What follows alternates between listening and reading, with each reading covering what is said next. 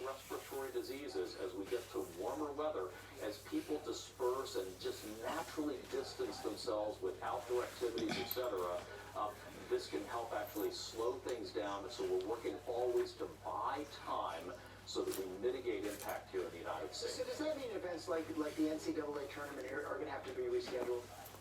I think any type of large gatherings have to be assessed by the organizers, but it needs to be considered in community context. But then each of us as individuals, we need to assess whether it makes sense for us to go to large gatherings. And we have made it clear, if you're elderly and are medically fragile, or if you're medically fragile generally of any age, you really should avoid large gatherings. You should avoid long travel. Certainly avoid getting on a cruise ship.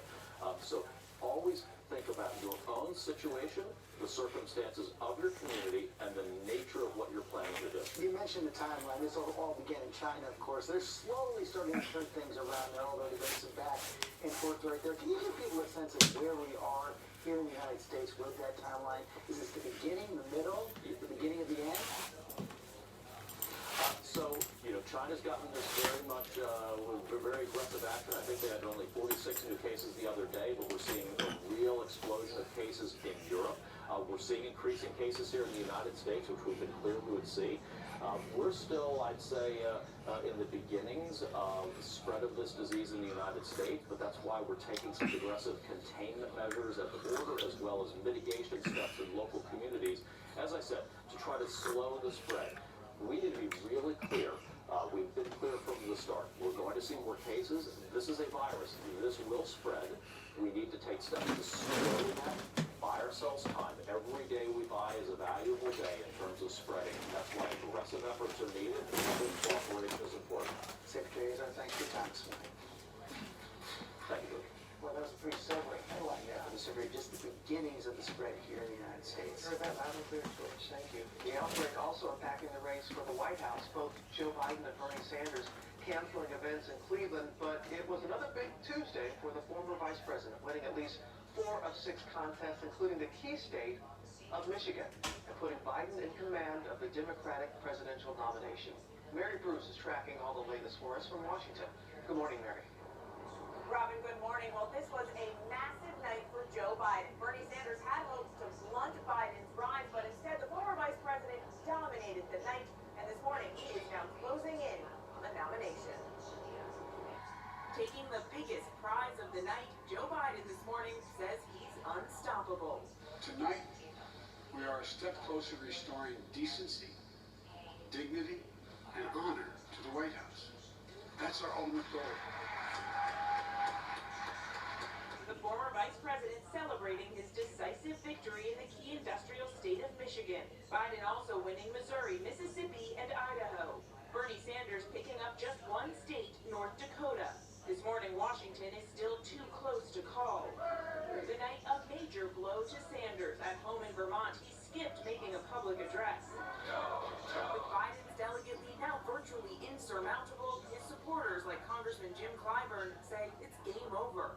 I think it is time for us to shut this primary down. It is time for us to cancel the rest of these debates. Biden and Sanders' first one-on-one debate matchup is still on for this Sunday in Arizona. But it won't just be fewer people on the stage. The DNC is canceling the live audience. Coronavirus this morning is forcing major changes to the campaign trail. Both candidates have already scrapped rallies and say they're now evaluating their plans for future events. Joe Biden is now actively trying to reach out and court Sanders' supporters, and this morning the silence from the Sanders team is very telling. We have learned that he does plan to address reporters later this morning, and he is looking forward to that debate on Sunday, but at this point, George, that may be more of an opportunity to try and influence policy going forward. Sanders' supporters admit this was a very tough night. George. Okay, Mary, thanks. Let's get one of this now from our Chief White House correspondent, John Carlin. John, you just look at the delegate map right now. All those states that Joe Biden has won, the lead he now has in delegates, it's just about impossible for Bernie Sanders to come back and get that majority of delegates going in to the convention. So the big question for him now is, how long can he stay in? Well, he can stay in for a while, George, but Sanders' window of opportunity is slamming shut. He essentially needs to see the near total collapse of the Biden campaign to win. Instead, Biden is winning everywhere, winning in every region of the country, building up that formidable delegate lead, and he's crushing Sanders in the popular vote. So, George, next week you see 4 big states vote. These are all states, including Florida and Ohio, where Sanders lost 4 years ago. He really needs to win in places where he has not won before. Remember, Sanders sees this as a movement.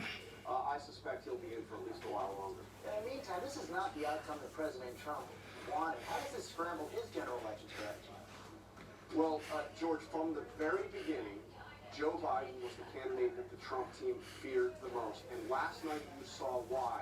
He won in all of those places in Michigan where he would need to beat Donald Trump in a general election. And look at the overall turnout. Michigan had a record turnout for Democrats in a Democratic primary last night. That is a very troubling sign for the Trump team. Yeah, you saw that in a lot of states last week before John Carl. Thanks very much. We are following a lot of other stories this morning, including the St. Louis father under fire for taking his daughter to a school event, despite a possible coronavirus case in their family. Now the question is, could he face legal trouble? We want to go to Rob. Hey, good morning, George. Good morning, everybody. Several pockets of some rough weather across the country, including southwest corner, including San Diego, where I-5 southbound was shut down for a time yesterday. They got about a half an inch there in the city, about 2 inches in some areas, an inch in some of the desert areas of Palm Springs. They will take it, though. It's been a record dry February for the entire state of California. Arizona and New Mexico, you're going to get into it with this low. Meanwhile, this low